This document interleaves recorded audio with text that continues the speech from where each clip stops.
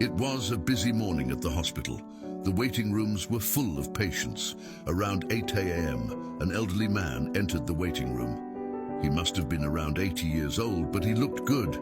He didn't want to sit down. Instead, he looked at his watch with a visibly worried face. One of the nurses noticed that the man was hanging around tensely, approached him and called him into the examination room. His condition was not critical at all. Only the stitches from his thumb had to be removed. As the man still looked uneasy, the nurse politely asked him why he was in such a hurry.